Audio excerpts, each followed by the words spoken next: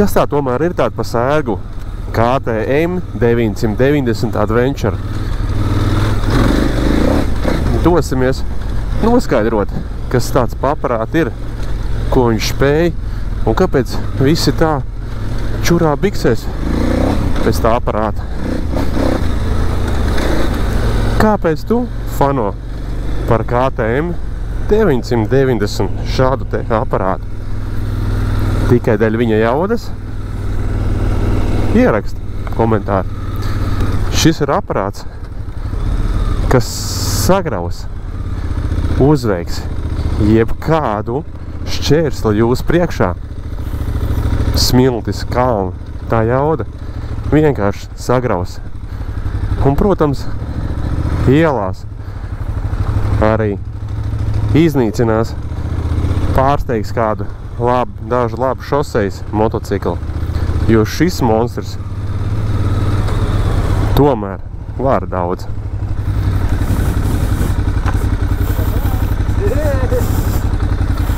Jābūt pozitīviem, jācien cits cilvēks, mierīgi pabraukt garām, pamāt viņiem, un viss ir pozitīvi. Un tādā veidā iedot viņiem to pozitīvo priekšstatu par motobraucējiem.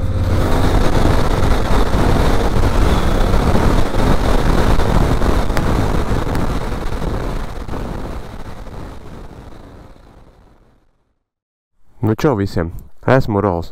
Pirms mēs sākam visu izklāstu, ir nedaudz jāiesaldās. Tāpēc nedaudz iesaldamies, pirms mēs ķeramies lietai klāt. Aiziet!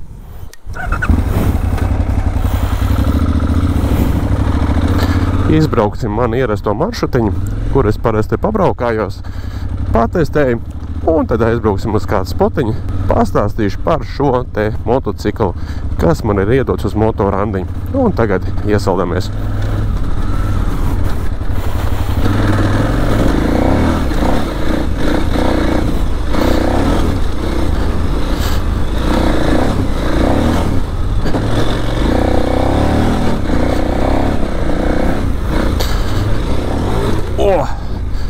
Tā, nezinu, kas te pie amortizācija, bet labi izsit cauri 2 reizes. Viņi stoks vai neatregulēt, bet es īpaši neko baigi neregulēju, jo kā saimniekam ir, tā es arī braucu. Svira tika atsaucīja, kad labs. Nu jau bija par vēlu tur kaut ko griezt ārā, bet nu nekas, maucam tikai. Labi, man patīk tā jauda jau. Tāpēc es tagad saprotu tos džeks, kuriem šis ir, viņi čurā biksēs pēc šo. Izskaidrojiet vienu, kāpēc ABS ieslēdzas.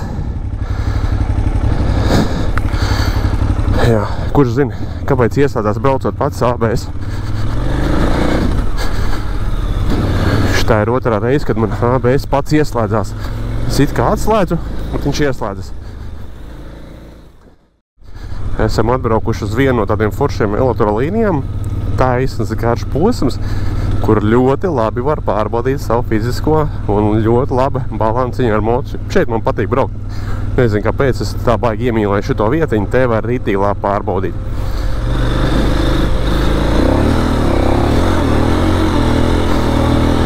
Balansiņš bija vispār priekš šitā vienkārši, viņam te nav ko darīt. Te nav ko darīt viņam, viņš tā kā, viņš ar savu jaudu uziet. Te pat nevajag maksimāli ručkā dot, jo tu vienkārši aizlidos te pāri, jā, bet viņš iet, turam, Oba, izgāja ārā, aiziet, balansiņš. Balans, noturēja. Kāņa atspēros un aizgāja. Ļoti labs līdzsvarojums. Viņš ir zemāks nekā man Yamaha bija.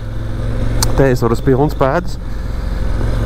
Es nezinu, vai viņam tā ir stoks. Mani augums 1,80 m. Bet jā, pēc sajūtām liekas vieglāks. It sevišķi tad, kad tu ar viņu stāvi vai uz viņu vēlies uzkāpt. Forši vai ne? Piebraukt pie ezertā. Izpeldēties labi pavadīt laika. Jā, bet ko darīt? Man ir motorandiņš ar šo te, tāpēc mēs laižam tālāk.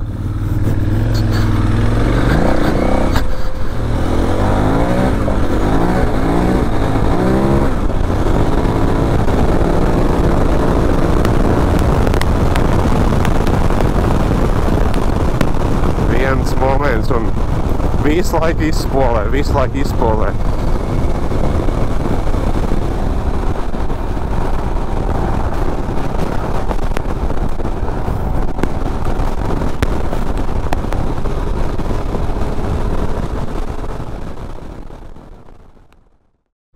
Esam atbraukuši uz Arābu Emirātiem, Dubais reģionu, lai varētu, kā saka, papriecāties ar šo te motociklu.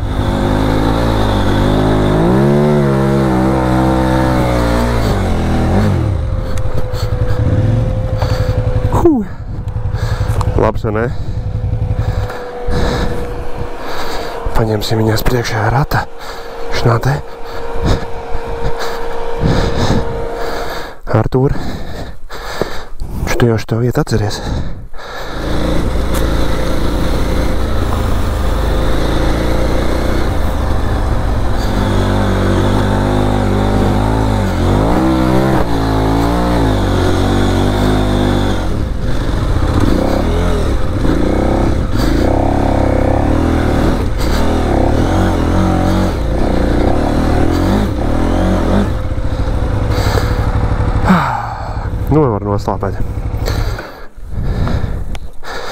Nu, var noslāpēt un atvilkt telpu, un pēc tam jums izstāstīšu.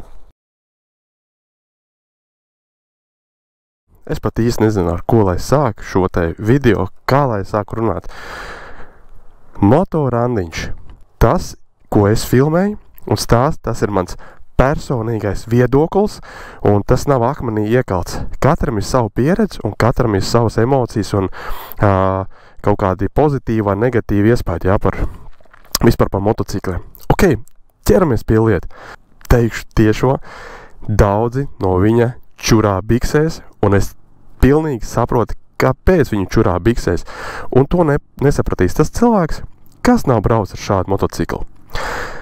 Dāmas un kungi, tie, kas vēl nezina, KTM 990 Adventure, 2008. gads.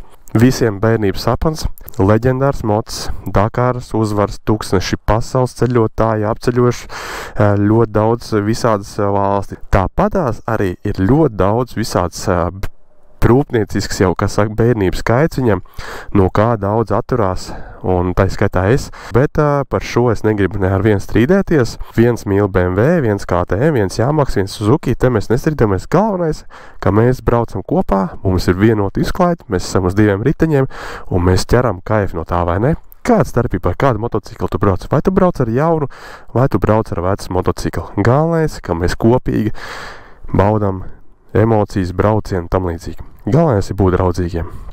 Viņš vēl joprojām līdz šīm dienām ir diezgan populārs. Populārs? Kāpēc? Es pat nevaru pateikt. Varbūt ierakstīt komentāru, kāpēc viņš vēl joprojām populārs no 2008. gada. Viņš ir vecs kā pasauli, jā? Bet ar viņu brauc, viņu pērk, viņu ķūnē. Viņam pieejams ķūniņu tetes daudz dažāds. Pasies, Artūrs pat tikko nopirka, jā, šo te reižu garāžu karbonā vēja stiklu, jā, un ielika lukturs lētas kruta, gaismas tur ir kruta, jā. Viņiem visādi, kas saka, uzlabojumi nopērkam, kaut no 2008. gada. Izskatās viņš zemes ar masīvu priekšu, viņš ir kā sumbrs, seibrs, jā, sumbrs. Man viņš atgādina kaut kāds sumbra tāda tipa, viņš tāds, ar kūkumu, tāda liela kūkumu šeit, te tāda masa, jā, tādu vēders tāds tievāks aiziet un tādu pakaļ aiziet, jā, un viņš tāds, te kā uz priekšu, jo mēs pieskatāmies, jā, viņam tad viss tā kā uz priekšu tā kā aiziet tāds, jā. Divas bākas, 19,5 litru kopējais tilpums, jāliek katrā bākā, 2 bākas, kas ir liels plus šim te jau kopš 2008. gada, kad ir paredzējis ražotājs, šitas te ir bāka te lai iekšā, te ir bāka šitā te abās pusēs. Jau tajā laikā jau paredzējis, ka, lai tas smaguma centrs būtu pēc iespējas zemāk nav, tā kā citiem motocikliem pa vidu augšā, kā Yamahām, jā, kas ir liels mīnus, Bet tas ir pats cits stāsts. Ir uzreiz Akropovičs. Ļoti daudziem KTM-iem. Es nezinu, kāda viņš ir. Man liekas, ka viņš ir stokā nāk, vai ne? Rakstiet komentāru, palabojiet. Nu, tas nav baigākā nians, bet jā, viņam nāk uzreiz Akropovičs ar noņemam DB Killer. Ar killeriem viņš ir tāds mierīgs, klusiņš. Noņem DB Killer. Tur jau pavisam cits skaņa. Pagriezieni gan ir veci. Gribētos tā kā nomainīt kaut ko citu, jā. Vēl ir oriģinālie aizsargi. Diezgan, kā saka, izturīgi. Jā, kaut gan vēl ir oriģināli, jā, vecs plasmas, bet viņš vienalga ir elastīgs un viss turās. Nomainīti spoguļi, ļoti turatečiem, man liekas, tie bija beņķis. Plats, jā, mīgs, es braucu pa šoseju, pa granteniem, tagad te pabraukāju visu tādu vairākus kilometrus nobrauc. Neteikšu, ka baigi nērts, ir sēdēt uz nērtākiem, jā, tad viņam tad tāds nāk, šitās te kabatiņa, tie pārdrošinātāji ir, kur var ielikt kaut kāds vadus, šokolādes, laivhakam te kafiju var iestutēt, ja, ka lonkādu nopēc kafiju un aizbrauc līdz kaut kādam spotiņam. Un tāds noderēja man šitā te lietiņa, jā, šis ir labs tāds. Stūri ir pacelt augstāk, kas arī ir diezgan forši. Stāvs pozīcijā nav jābūt tādam saliekušam, bet jau ir. Kas man ļoti nērt likās, brīžiem tā, ka tu brauc pa smiltīm takām, tev jāķer stūri. Viņam ir oriģinālā stūrs apsilde, un tās ručkas ir resnāks. Un man nav plauks, zilojuma plauks, es varu apķert ļoti resnu. Un brīžam ir tā, kad es paņemu sajūgu, bremzi vai sajūgu, jā, tad man zūd tāda normāla saķere ar roku pilnībā, jā. Un tad ir brīžiem tā, kad liekas, kad stūri tika aiziet projām. Ir bijis tā no noguruma, pat tā kā intensīvā pabrauc smiltīm, tad jā, tā bija grūti pierast. Kas man nepatika viņā, es nezinu, vai tas ir oriģināli vai nav oriģināli, viņam priekšējā amortizācija baigas it cauri. Vai nav noregulēts, vai kā tur pēc svariem attiecīgiem, baigas it cauri priekšējās amortizācijām. Aizmuguri ir ok. Aizmuguri iespējams ir uzgriezt stiprāk, tāpēc, ka es zinu, ka cilvēks arī brauc dabā ar somām smagumus, bet priekšiņā man kaut kas tur tā kā nepatīk. Baigi pozitīva, platā spēks ir uzlikts, ļoti stabili. Šitās arī, man liekas, ka viņš sūtīja no Reižu garāžu, arī, man tā liekas, jā, baigi super plats, rītīgi ēri stāvēt ir. Es uzreiz varu pateikt, ka tas ir tāds vienīgais mods, ar ko es pagaidām esmu braucis jaudīgākais, jā, ar kuriem tādas emocijas, ka tu iedod, viņš vienkārši griež ručkā un tur, tas ir jāizbaud pašiem. Izbaudiet paši, pabrauciet ar 990, un jūs sapratīsiet, kāpēc es jau tai skaitā arī tagad čurāju biksēs, kad ar viņu iedod ručkās, jā. Daudz runā, ka viņš nav uzticams. Es tai skaitā pagaidām domāju, tāpēc, ka man KTMs nav īpašumā, es nevaru pateikt par viņu uzticamību. Visu laiku tikai dzirdēts KTMs, kā tikt mājās, jā. Man ir neuzticība viņam kaut kur braukt tāls ceļojums, bet tāpat no otras puses skatāmies, vai ne? Pasies, cilvēki ir ceļojuši ar viņiem cik tālu. Kur tik neceļot cilvēku ar viņu pa pasauli, jā? Tepat Latvijā mums cik cilvēku daudz braukā ar šo te KTM. Kaut jau var nopirkt jaunākus, vēl kaut kas, jā? Bet tāpatās izvēlās šo te motociklu. Ļoti viegli vadās, viņam tā kā sakās, jā, viņam tas līdzsvarojums ir tā, viņš forši iet un tā pakaļ, tā viss tā laidena aiziet, tā kā, smūki, tā viss taciņās arī.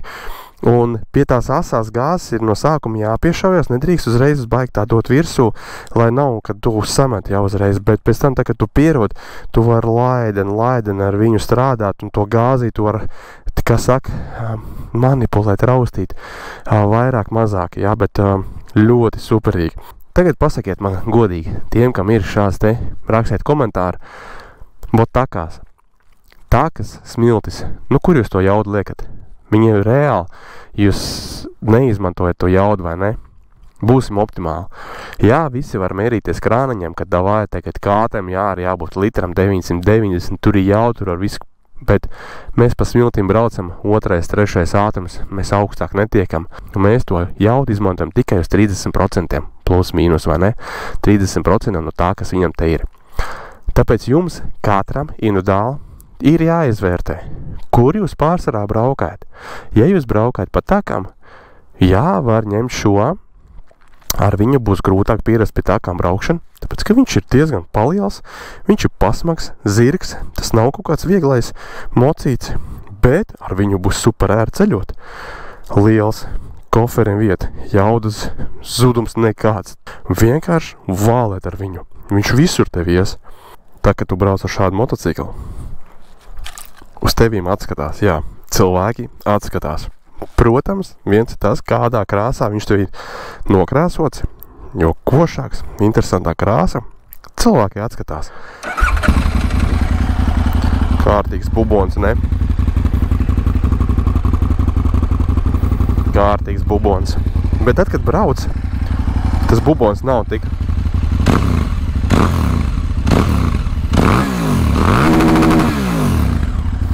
labs. Akropovičs.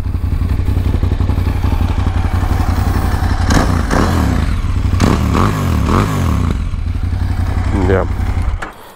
Pie apdzīšanām ir tā. Viens mirklis, un tu esi garām. Tev nav jādomā, nāk pretī tur tālumā, tuvumā, cik ātri, kāda distance tev būs nepieciešama, vai tu paspēsi iespraukties. Te vienkārši griez. Vienīgais, kas ir, tev ir jāpaspēj sabremzēties, lai tu ielīst iekšā, jo tas ātrums attīstās tik ātri. Viņš izraisa agresiju. Man pašam ir liels prieks, kad es saņēmos un uzdrošinājos uzfilmēt šo te motorandiņu par šo te motociklu. Davai parunāsim par viņu mīnusiem. Lielākais mīnus ir viņa, tas, es neteiktu, ka tas varētu būt tā kā mīnus, jo ņemam vērā to, ka tas ir litrs. Jauda attiecībā par patēriņu. Varbūt ir ok, bet, ja mēs gribam daudz ceļot, braukt agresīvā režīmā, viņš nenormāli daudz rī. Viņam bāka ir 19,5 litri. Normālā režīmā, jauktā režīmā, es ar viņu nobraucu 220 km un iedegās lampiņa. Ar iedegt lampiņu, es nezinu, man teica, ka var nobraukt 40-50 km. Ja mēs ņemam to, ka iedegās lampiņa, es nobraucu 220 km, tie bija 8,9 sarēķinot patēriņš, 8,9, gandrīz 9 litri augtajā režīmā. Ekonomiskajā režīmā es nobraucu viņu pa Granteni šosei, dodoties mājās. Tur bija vairāk kā 200 km. Eko režīmā nobraucu uz 270 km pār 275.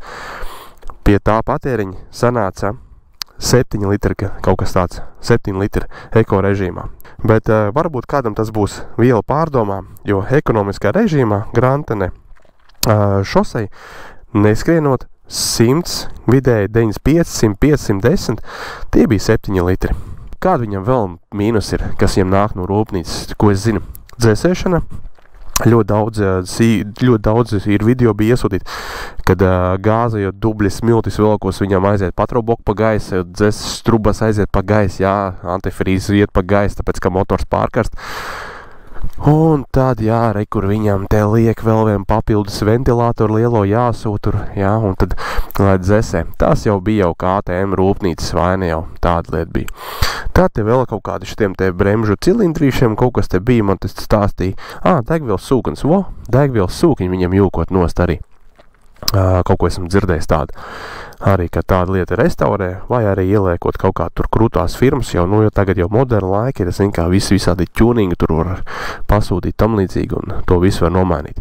Atceramies to, ka tas ir 2008. gads, pēc tik daudziem gadiem, te ir ļoti daudz visādas, kas saka, slimības var lekt ārā. Katram mocim ar gadiem kaut kas lūzīs, un pats galvenais aspekts, cik rūpīgi tu pret viņu izturies. Kāds detaļas tu liec iekšā, kvalitatīvs vai nekvalitatīvs, remontē priekš sevīm vai priekš pārdošanas, kas mums Latvijā ir aktuāli.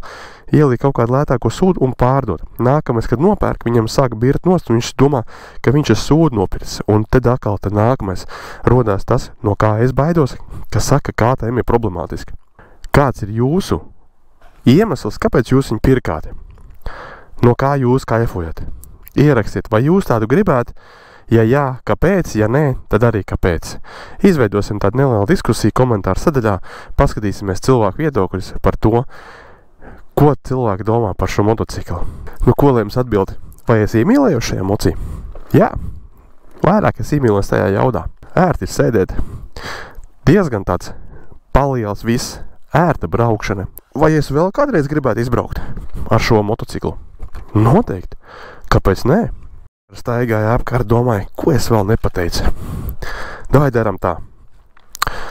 Ja es kaut ko aizmirsu vēl pateikt, rakstiet savas emocijas, savas sajūtas, par ko es vēl aizmirsu pastāstīt. Es nestrīdos. Es nesaku, kāpēc tev patīk BMW, kāpēc tev patīk ātrums un kāpēc tev nepatīk Suzuki vai Yamaha, jā. Paliksim, draugi, katrs pie sava, lai mums kopīgi forši ceļojumi. Galvenais, kad 2 riteņi un mūs vieno kopīgi izklaidi. Forši bija pabraukt ar šo te zvēru. Tagad jāšķirās no viņa, jābrauc, atdot atpakaļ, viņš ir saimniekam, lai saimnieks var kaifot, braukāt. Es gaidīšu nākamo motorandiņu. Tāpēc jā, rakstiet komentārus, būsim pozitīvi, brauciet dabā. Jā, tuvojās rudens, īstais kempinga laiks. Kāpēc? Tāpēc, kad kempinga spots paliek tukšāki, jo daudziem nepatīk augstums, un mēs varam brīvi doties dabā, palikt tukšos kempingos, tukšos brīvi pie ezeriem, upēm, tāpēc, kad cilvēki mājās sēžu. Tā mēs, īstais laiks doties moto braucienos, vai ne? Paldies, ka skatījāties, visiem drošu braukšanu un tiekamies tagars. Es pabaudīšu šo dabu skati un tūlītās došos atdot motociklu. Pirms tam vēl izbraukšu pāri kādu līkumiņu un viss. Davai visiem. Čau!